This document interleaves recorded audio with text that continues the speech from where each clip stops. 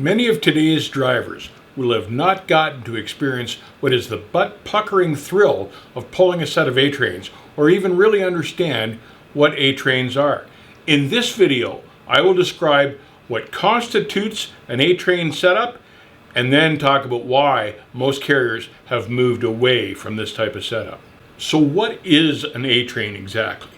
An ATrain setup was the first setup that they managed to come up with to connect a second trailer to the lead trailer. And basically what it constituted was an A-frame spindle hitch onto a converter axle. So basically an ATrain converter setup looks like this. This is a top view with a fifth wheel that hooks to the second trailer, and here's the spindle hitch that hooks onto the lead trailer. It's basically just an eye that drops over a pin attached to the lead trailer. This is a side view. They have a support leg to hold them up when they're not in use, and it just looks like this from the side angle. So there were a couple of big advantages to the ATrain. It was the first setup where we could pull two trailers. And the shippers loved that, of course, because they received more product. And we, as drivers back then, received a whole lot more money. So that was a big plus for everybody. It was a win-win there. And also, if you got into an LTL carrier, they were hugely convenient for an LTL carrier. And as an example, let's say that you were loading a set of ATrains out of Detroit. You could load the lead trailer with product for Omaha and the pup or the secondary trailer for Chicago. You could take the whole rig down I-94 to Chicago, drop their pup full of their freight, pick up another pup trailer that they had loaded for Omaha, and then take the whole thing on to Omaha. And it was hugely convenient that way. But as it turned out with ATrains, the disadvantages outweighed the advantages. The first big disadvantage was that they were really, really difficult to back up. And that's because there were so many swivel points on an ATrain setup. It swiveled where the fifth wheel connected to the second trailer. It swiveled at the spindle hitch where the two trailers connected. And it also swiveled where the tractor pinned up to the lead trailer. So there were three swivel points there, or pivot points. So when you tried to back the things up, they would snake all over and generally fold up like an accordion. But the second disadvantage of the ATrain setup was weight distribution, and this became a real problem. Now in the ATrains I pulled tanker ATrains, so it was pretty simple to distribute the weight that was displaced across the back trailer. We had a small compartment up front and a larger compartment up back, and a set of dual axles at the back of the second trailer. So you could load accordingly and keep your weight evenly balanced. This was not true of a freight train A-trailer, and I'll show you the difference. So the big problem with weight distribution for the freight boxes were this.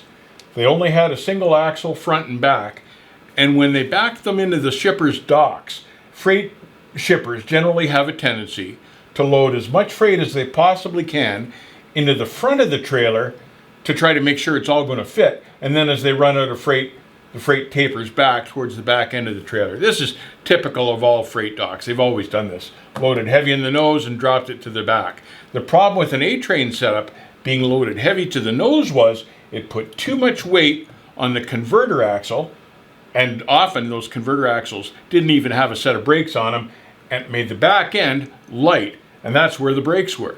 So as a consequence, what would happen was the trailer would try to walk nose heavy on the converter and wiggle back and forth on the back end, and that's how they earned the name wiggle wagons. Now this configuration was tricky on a dry day, but can you imagine in a Canadian winter with the back trailer wiggling all over the place and having virtually no braking power? The consequences of that, they proved to be terrible in bad weather. And after some spectacular wrecks by a company called Quick as Air that had the contract for hauling mail east and west across Canada, after a number of spectacular wrecks, the ATrain configuration for freight boxes was made illegal and banned in Canada. However, it was a different story in the US. Two of the US's biggest carriers, UPS and FedEx, loved the freight train A configuration because they just loved the versatility of that setup. So they wanted to keep them. The US DOT did a number of studies on the ATrain system after watching what had happened in Canada, but the US DOT studies were proved inconclusive, and that was partially because of the big money and the big political sway that UPS and FedEx had and still have today. And even today, you can see if you're running the interstates in bad weather, the FedEx guys are always the first ones into the ditch. Everybody can testify to that fact. Now, when FedEx decided they were going to set up terminals in Canada, it was interesting to see that when FedEx came to Canada, they brought the ATrains with them. And then suddenly, just for FedEx, suddenly ATrains were legal again in Canada. So there's the power of big money and political influence. Once again, money trumps safety. Years and years ago, when I was first pulling ATrains, and when they first came out really, this was before cell phones or GPS units, and you just had road maps to rely on. And a lot of times the road maps in country regions were completely insufficient. So what happened to me one day, I was looking for a bulk plant out in the country in the middle of nowhere, and I got to a Y intersection on a set of gravel roads, and I had to determine which road I had to take to find the bulk plant that I was looking for. Well, sure enough, I took the wrong road, and after traveling about 2 miles on this gravel road, it just dead-ended with a cornfield on either side, and you couldn't back these things up. It was too far to back them up anyway, and I was just stuck, so I didn't know what to do. And it was a long walk back, I didn't know what to do, and I thought, well, I wonder if I can pull a U-turn in this cornfield. So I got out, walked the cornfield, and it seemed pretty solid, I thought, well, I might be all right.